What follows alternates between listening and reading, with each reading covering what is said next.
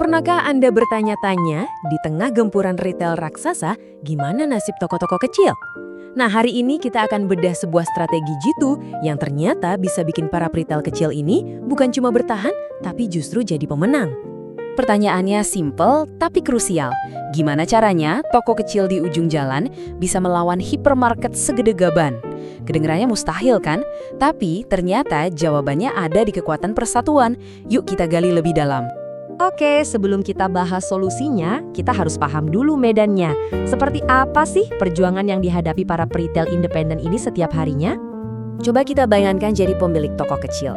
Mau beli barang, jumlahnya sedikit, jadi daya tawar ke pemasok itu lemah banget. Akibatnya, harga beli jadi mahal. Belum lagi biaya operasional yang terus naik, sementara sumber daya kita terbatas. Ini beneran seperti maju sendirian melawan pasukan raksasa. Tapi, gimana ceritanya kalau para pejuang solo ini memutuskan untuk bersatu? Nah, disinilah model bisnis kolektif masuk dan mengubah total peta permainannya. Jadi, intinya begini. Daripada jalan sendiri-sendiri dan saling sikut, para pemilik toko ini justru membentuk satu aliansi. Mereka bekerja bareng di bawah satu payung organisasi, tujuannya untuk memecahkan masalah bersama dan yang paling penting, mendongkrak daya saing mereka. Ini bukan lagi soal satu lawan satu, tapi satu pasukan melawan pasukan lainnya. Nah, lihat deh perbandingannya, kayak langit dan bumi kan? Masalah daya tawar yang tadinya lemah langsung berubah jadi kekuatan tawar raksasa. Biaya operasional yang tinggi bisa ditekan jadi jauh lebih efisien. Dan operasi yang tadinya terisolasi, kini punya akses ke sumber daya bersama yang masif. Setiap masalah langsung ada solusinya. Sekarang kita masuk ke dagingnya. Ini bukan cuma soal bersatu, tapi lebih ke gimana cara mereka bersatu. Strategi apa yang mereka pakai sampai bisa mendominasi pasar? Kita akan lihat langsung dari 3 jagoan di industri ini. Kenalan dulu sama 3 raksasa kolektif ini. Leclerc dari Prancis, EDK dari Jerman, dan NTUC Fairprice dari Singapura.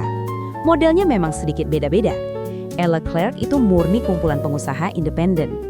EDK punya struktur 3 lapis yang super canggih.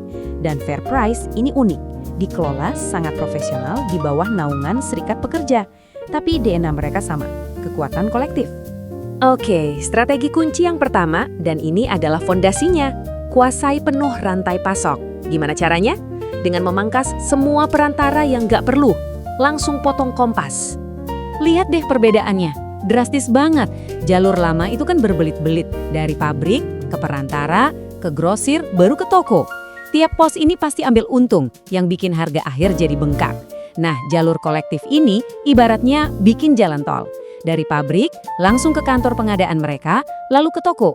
Jauh lebih pendek, lebih murah, dan pastinya super efisien. Dan ini bukan cuma teori loh. Lihat aja, Leclerc sampai buka kantor sendiri di Hong Kong dan Shanghai buat beli langsung dari pabriknya. EDK untuk buah dan sayur segarnya beli langsung dari 1.000 mitra di 90 negara. Gila kan? Bahkan Fairprice di Singapura menjadikan ini misi nasional untuk menjaga ketahanan pangan. Skalanya itu luar biasa. Strategi kedua, dan ini senjata rahasia mereka, bangun merek sendiri atau yang kita kenal sebagai private label yang kuat dan berkualitas tinggi. Ini cara mereka supaya nggak selamanya bergantung sama merek-merek besar. Jangan salah sangka, ini bukan sekedar bikin produk versi murahnya. Fairprice misalnya, mereka mengelola merek sendiri itu sekelas perusahaan global seperti Unilever.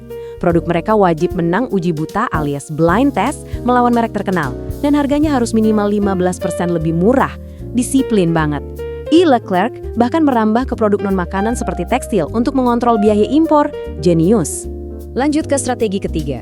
Ini adalah bagian yang mungkin nggak kita lihat sebagai konsumen, tapi perannya sangat vital. Menaklukkan logistik dan melakukan integrasi vertikal. Inilah mesin yang bekerja tanpa henti di balik layar. $350 juta. Ya, Anda tidak salah dengar. Sebesar itulah nilai investasi NTUC Fairprice untuk membangun Fairprice Hub, sebuah gudang otomatis super canggih. Angka ini membuktikan satu hal, mereka sangat serius dalam menguasai logistik. Ini bukan main-main. Dan inilah buktinya, Fairprice Hub itu pakai robot dan AI yang bisa meningkatkan produktivitas tenaga kerja sampai 25%. Leclerc punya gudang raksasa di pelabuhan untuk memastikan impor mereka efisien. EDK bahkan melangkah lebih jauh. Mereka punya pabrik pengolahan daging sendiri untuk menjamin kualitas dan margin keuntungan. Dari hulu ke hilir, mereka pegang kendali penuh.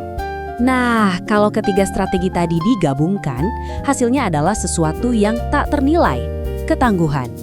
Saat krisis ekonomi datang, model bisnis ini bukan cuma bertahan, tapi justru jadi pahlawan. Coba lihat mekanisme cerdas dari Leclerc ini, yang mereka namakan perisai anti-inflasi. Ini adalah cara brilian mereka untuk mengunci loyalitas pelanggan di saat harga-harga barang kebutuhan pokok meroket karena inflasi. Cara kerjanya sederhana tapi efektif banget. Jadi ketika harga sebuah produk naik di pasaran, Leclerc juga menaikkan harganya di rak. Tapi uniknya, selisih kenaikan harga itu dikembalikan lagi ke kartu loyalitas si pelanggan. Ya, tokonya memang rela mengorbankan sedikit margin keuntungan. Tapi imbalannya, pelanggan yang super duper setia. Ini seperti memberikan asuransi harga kepada para konsumennya. Oke, dari semua studi kasus dan strategi keren tadi, apa sih pelajaran yang bisa kita ambil?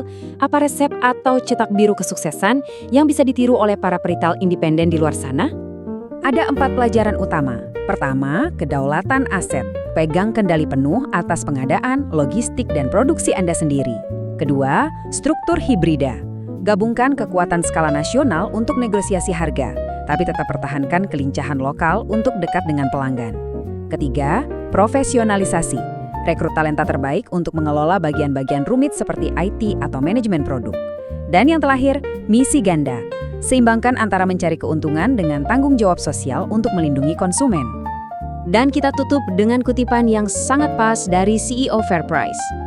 Kunci inovasi adalah kelincahan untuk bergerak cepat dan kerendahan hati untuk bermitra dengan pihak lain yang punya jawaban terbaik. Inilah inti dari semangat kolektif. Lincah sebagai individu, tapi tak terkalahkan saat menjadi satu tim. Ini meninggalkan kita dengan satu pertanyaan besar. Di era persaingan yang makin sengit, mungkinkah kolaborasi bukan lagi sebuah pilihan, tapi satu-satunya jalan menuju kemenangan?